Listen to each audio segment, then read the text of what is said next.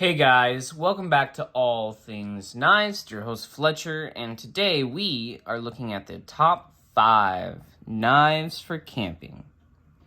Without much further ado, let's get into it. So, top 5 knives for camping basically means 5 knives I'm most likely to take with me camping. Alright? Start off here with our first one. They're not in any particular order, just from left to right. A good Swiss Army knife's hard to beat when you're out in the bush. You get 2 blades, you have tools, bottle opener, can opener, which are good to have for beverages and food. Scissors are good for those tight to reach, those tight spaces in which you kind of need to cut something, but you're worried you might cut it and then have it ruined with a knife. Scissors kind of help do it a little more safely. Screwdriver, kind of self-explanatory. This here can actually be used to help carry. So if you have like a thing of twine, you can put it around there and then this becomes your handle. So it's actually pretty handy. And then toothpick and tweezers. 2 tools that are actually pretty handy to have when you need them, especially after a nice big meal. That toothpick helps out a little bit, and then tweezers are for when you're dinking around with wood and you give yourself a splinter. That way the fun can continue from there. Next would be my Spyderco PM2. Honestly, any of the steels I have in the PM2 I would take. Basically, it's just going to be a larger knife with a good amount of cutting edge that feels good in hand, that I'm not really going to get hot spots on if I'm working on for a very long time. Oftentimes I'm fishing, so something that can gut a trout pretty well. And any of the Spydercos seem to do it in spades. And they're a little tougher and they have a good grip, so I'm not going to slip and cut myself. And so that's why the PM2 is on my top 5. Plus, most of the time I go camping, I have so many PM2s and Para 3s that they always end up in my pocket. So,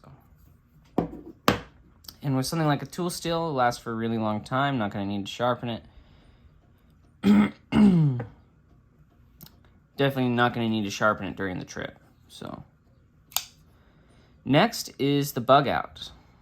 Whenever I go camping, I always bring a Bugout with me, because if I want to run a fixed blade with me on the same day, I take something like my Bugout, which is kind of like my lightweight pocket knife with plenty of cutting edge, and then I'll run something like a fixed blade. And because of how lightweight the Bugout is, the fixed blade tends to even out with it, and it just feels kind of, yes, it is heavier carry than normal, but it doesn't feel super heavy. And so it's still enjoyable to carry. My pants aren't falling down. Not to mention the Bugout just has a good handle on it. And kind of goes for the same thing with the PM2. And, if I'm gutting trout, this has titanium inside for the construction, I think for the frame and for the lock bar. So I'm not worried about it rusting if I go to, say, gut a trout and I'm in the lake and I'm working on the trout, digging out on their spine. Oftentimes you have to dig out around their spine because this like brown goo stays in there, and so oftentimes you're kind of going through like this. And you got about 3 1/4 inches of blade, all cutting edge, and so it's actually a pretty good gutting knife for trout as well. And the grip's good on it. The ergonomics are good, so it's not going to slip out of your hand while they're all wet and they got that kind of mucus that the fish coat themselves in. Which when I go camping, I go fishing. So these two kind of go hand in hand. And so it's good to have a knife that can kind of do it all. Heck, if I needed to do food prep, the Bugout could do it. Like, it's just kind of a very utilitarian blade design, very just basic drop point, which is very utilitarian. And the handle is just a basic handle, so it's actually rather comfortable. Slim, lightweight, deep carry. If I want, I can throw a lanyard on there to help with retrieving. Oftentimes when I do go on an outing, I will put paracord on the knives I take, just in case I set them down or something like that, so I don't lose them. Next, we'll move on to our fixed blade of choice. Now, when I was thinking of fixed blade, I was kind of thinking maybe something that could chop, but then I was like, well, if I really need to chop wood, I should probably just use an axe, because I think that's probably the proper tool. And I don't have really any bushcrafting knives. I have some beefier like EDC fixed blades that could definitely do the job. But upon thinking about that, I was like, well, fixed blade, what am I going to do? I'm probably going to be doing some food prep. So actually something nice and slicey that I could use for maybe while I'm fishing, but also after fishing, I could come home and, you know, not home, but come back to camp and with the knife, prepare some food.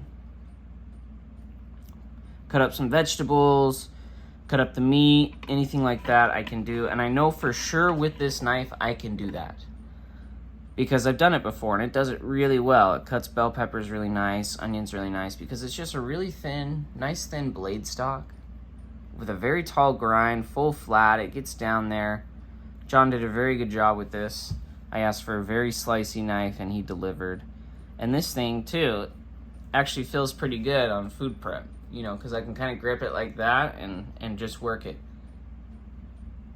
So, and the handle kind of curves, but it kind of curves down, and so it's actually somewhat comfortable for this chef's grip.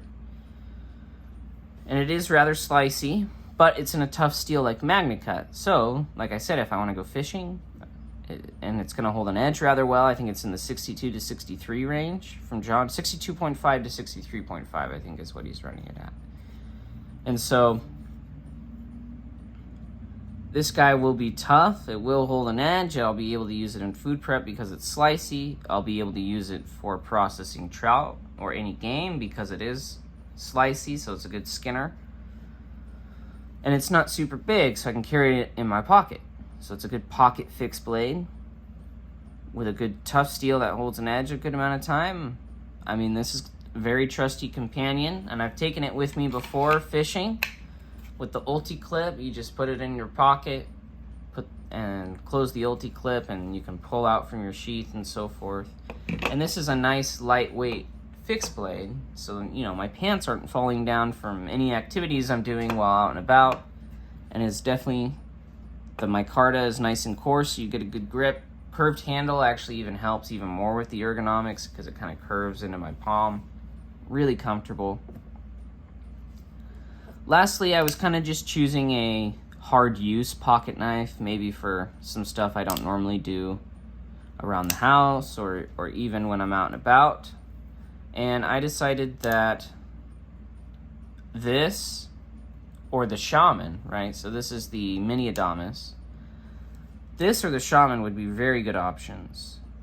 And so I was looking at my Shamans, and then I pulled this guy out, I put it in my hand, and I was like, ooh, I think definitely this guy. For the Spyderco fanboys, you can go ahead and throw the Shaman in here instead of the Mini Adamas, because I have one in crew wear as well. This one is reground to be very thin, but it's still very tough. Crew wear is a very tough steel, and so I'm not doubting the abilities of this steel in any way in terms of how it'll perform. Not super corrosion resistant, but toughness makes up for that. So does the edge, the ability of it to hold an edge. And very comfortable handle. So if I, again, like with the PM2, if I was working with it for a very long time, it would perform well.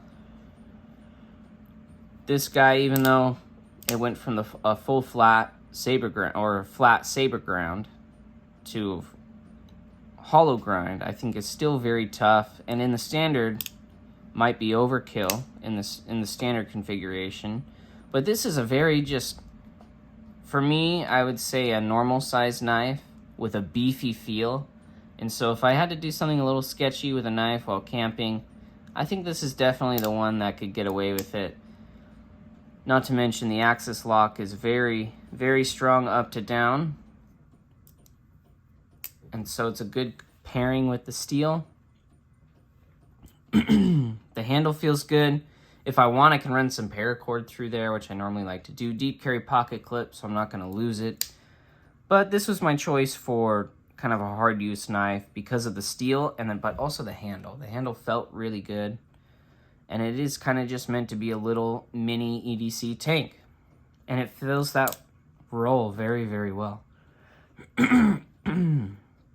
Sorry about my voice if it's sounding weird or if I've been having to clear it often. I'm still recovering from a little mystery illness I had about a week ago. So I'm definitely on the tail end of it, but it rears its ugly head when I do stuff like this.